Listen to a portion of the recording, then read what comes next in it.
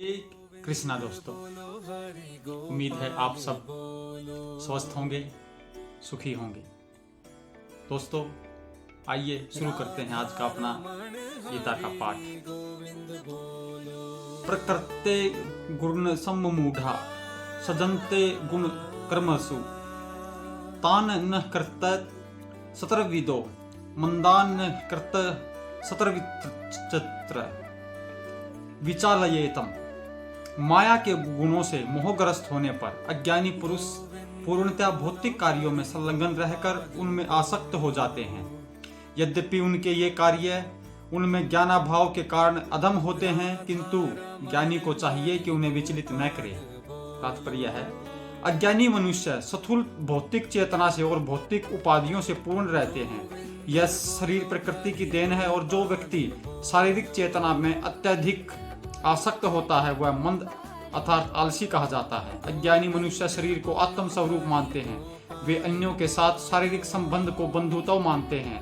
जिस देश में यह शरीर प्राप्त हुआ है उसे वे पूज्य मानते हैं और वे धार्मिक अनुष्ठानों की औपचारिकताओं को ही अपना लक्ष्य मानते हैं। ऐसे भौतिक का ग्रस्त उपाधिधारी पुरुषों के कुछ प्रकार के कार्यों में सामाजिक सेवा, राष्ट्रीयता तथा परोपकार है। ऐसी उपाधियों के चक्कर में वे सदैव भौतिक क्षेत्र में व्यस्त रहते हैं। उनके लिए आध्यात्मिक बोध मिथ्या है, अतः वे इसमें रुचि नहीं लेते। किंतु जो लोग आध्यात्मिक जीवन में जागरूक हैं उन्हें चाहिए कि इस तरह भौतिकता में मगन व्यक्तियों को विचलित न करें। अच्छा तो यही होगा कि वे शांत भाव से अपने आध्यात्मिक कार्यों को करें। ऐसे मोहग्रस्त व्यक्ति अहिंसा जैसे जीवन के मूलभूत नैतिक सिद्धांतों तथा इसी प्रकार के परोपकारी कार्यों में लगे हो सकते हैं। जो लोग अज्ञानी हैं वे श्री कृष्ण भावनामृत के कार्यों को समझ नहीं पाते। अतः भगवान श्री कृष्ण में उपदेश देते हैं कि ऐसे लोगों को विचलित न किया जाए और व्यर्थ ही मूल्यवान समय नष्ट न किया जाए।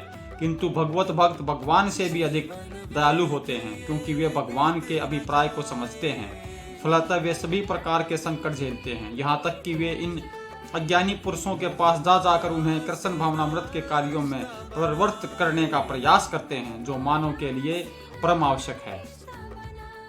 मयि सर्वाणि कर्माणि सन्नन सयाधया तम चेतसा निराशी निर्मिमो भूतवा युद्धयस्व विगत जवरम। अतः हे अर्जुन, अपने सारे कार्यों को मुझ में समर्पित करके मुझे पूर्ण ज्ञान से युक्त होकर लाभ की आकांक्षा से रहित, स्वामित्व के किसी दावे के बिना तथा आलस्य से रहित होकर युद्ध करो। यह श्लोक भगवत गीता के प्रयोजन को स्पष्टता इंगित करने वाला है। भगवान की शिक्षा है कि सौधर्म पालन के लिए सैन्य अनुशासन के सदर्श पूर्णता कृष्ण भावना भावित होना आवश्यक है।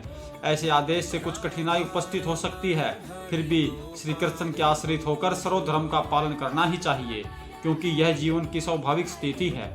जीव भगवान के सहयोग के बिना सुखी नहीं हो सकता, क्योंकि जीव की नित्य स्वाभाविक स्थिति ऐसी है कि भगवान की इच्छाओं के अधीन रहा जाए। अतः श्री कृष्ण ने अर्जुन को युद्ध करने का इस तरह आदेश दिया मानो भगवान उनके सेना नायक हों। और परमेश्वर की इच्छा के लिए मनुष्य को सर्वस्व की बलि करनी होती है और साथ ही स्वामित्व जताए बिना सर्वधर्म का पालन करना होता है। अर्जुन को भगवान के आदेश का मात्र पालन करना था। परमेश्वर समस्त आत्माओं के आत्मा है, अतः जो पूर्णतः परमेश्वर पर आश्रित रहता है, या दूसरे शब्दों में जो पूर्णतः कृष्ण भावना भावित है, वह अध्यात्म चेतस कहलाता है। निराशी का अर्थ है स्वामी के आदेश अनुसार कार्य करना, किंतु फल की आशा न करना। कोषाध्यक्ष अपने स्वामी के लिए लाखों रुपए गिन सकता है, किंतु इनमें से वह अपने लिए एक पैसा भी नहीं चाहता। इसी प्रकार मनुष्य को यह समझना चाहिए कि इस संसार में किसी व्यक्ति का कुछ भी नहीं है, सारी वस्तुएं परमेश्वर की हैं। मयि अर्थात मुझ में का वास्तविक तात्पर्य यही है। और जब मनुष्य इस प्रकार से कृष्ण भावनामृत में कार्य करता है तो वह किसी वस्तु पर अपने स्वामित्व का दावा नहीं करता। यह भावनामृत निर्मम अर्थात मेरा कुछ नहीं है कहलाता है। यदि ऐसे कठोर आदेश को जो शारीरिक संबंध में तथा कथित बंधुत्व भावना से रहित हैं पूरा करने में कुछ झिझक हो तो उसे दूर कर देना चाहिए। इस प्रकार मनुष्य विगत जवर अर्थात जवर या आलस्य से रहित हो सकता है।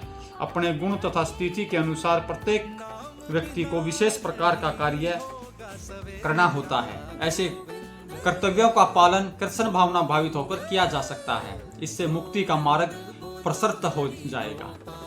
ये में मतम इंदम नित्य मनुस्ति सठंति मानवा श्रद्धानवंतोश्च न्यूशुयंतो मुच्यन्ते तेस्पि कर्मम भी। जो व्यक्ति मेरे आदेशों के अनुसार अपना कर्तव्य करते रहते हैं और ईर्ष्या रहित होकर इस उपदेश का श्रद्धापूर्वक पालन करते हैं, वे सकाम कर्मों के बंधन से मुक्त हो जाते हैं। श्री भगवान कृष्ण का उपदेश समस्त वैदिक ज्ञान का सार है, अतः किसी अपवाद के बिना यह शाश्वत सत्य है। जिस प्रकार वेद शाश्वत है, उसी प्रकार कृष्ण भावनामृत का यह सत्य भी शाश्वत है। मनुष्य को चाहिए कि भगवान से ईर्ष्या किए बिना इस आदेश में दृढ़ विश्वास रखे। ऐसे अनेक दार्शनिक हैं जो भगवत गीता पर टीका रचते हैं, किंतु श्री कृष्ण में कोई श्रद्धा नहीं रखते। वे कभी भी सकाम कर्मों के बंधन से मुक्त नहीं हो सकते, किंतु एक सामान्य पुरुष भगवान के आदेशों में दृढ़ विश्वास करके कर्म नियम के बंधन से मुक्त हो जाता है, भले ही वह इन आदेशों का ठीक से पालन न कर पाए। कृष्ण भावनामृत के प्रारंभ में भले ही कृष्ण के आदेशों का पूर्णतः पालन न हो, किंतु चूंकि मनुष्य इस नियम से रुष्ट नहीं होता और पराजय तथा निराशा का विचार किए बिना निष्ठापूर्वक कार्य करता है, अतः वह विशुद्ध कृष्ण भावनामृत को प्राप्त होता है। ये तवे तद भय सुयंतो नानु तिष्ठन्ति में मतमम सर्वज्ञाना विमूढ़ास्तान विन्धिश्च नष्टान चेतस्य। किंतु जो ईर्ष्यावश इन उपदेशों की उपेक्षा करते हैं और इनका पालन नहीं करते, उन्हें समस्त ज्ञान से रहित, दिग्भ्रमित तथा सिद्धि के प्रयासों में नष्ट भ्रष्ट समझना चाहिए।